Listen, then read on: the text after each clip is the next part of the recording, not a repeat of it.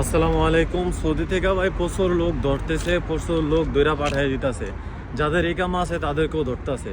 তো যাদের ইকামা আছে তারা যদি অন্য কোনো কাজ করে, ইকামার ভিতরে যেই কাজ উল্লেখ আছে বা যেই কোম্পানি বা যেই কফিল উল্লেখ আছে, ওই কোম্পানি ওই কাজ বা ওই কফিলের মাধ্যমে যদি কাজ না করে অন্য জায়গায় কাজ করে, তাদেরকেও দইরা দেশে পাঠাইতেছে যাদের ইকামা আছে, যারা বৈধ।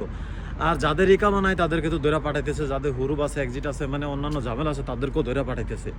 এইখানে তারাই থাকতে পারতেছে যাদের কফিল আছে এবং ওই কফিলের কাজই করতেছে, যাদের কোম্পানি আছে ওই কোম্পানির কাজই করতেছে, তাদেরকে রাখতেছে। আর বাকি সবাই ধরে পাঠাইতেছে।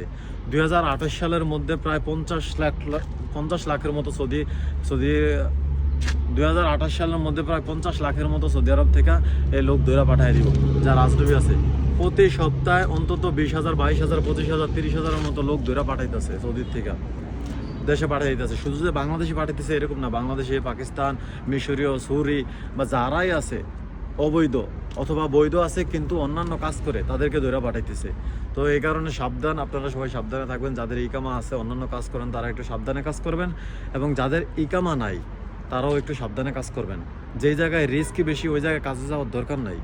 আর যারা ট্যাক্সির মতো চালাইতেছেন, যেমন নিজের গাড়ি আছে, একটা ভাড়াও করলেন, আর মনে করেন যে একটা লোক রাস্তা থেকে উঠালেন, 10 টাকা 15 টাকা নিয়ে অন্য জায়গায় দিলেন, তারা একটু সাবধানে বা এই ভাড়াগুলো মারবেন।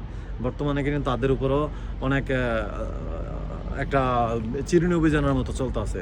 তাদেরকে যদি ধরে অন্তত মানে একবারে কম করে হইলো, যেটা একদম কম শাস্তি, ওইটাও 5,000 রিয়ালের মতো জরিমানা করে। তো তারা একটু সাবধান। সৌদি আরবে ভাই এখন নিয়ম অনেক চেঞ্জ হয়ে যাইতেছে।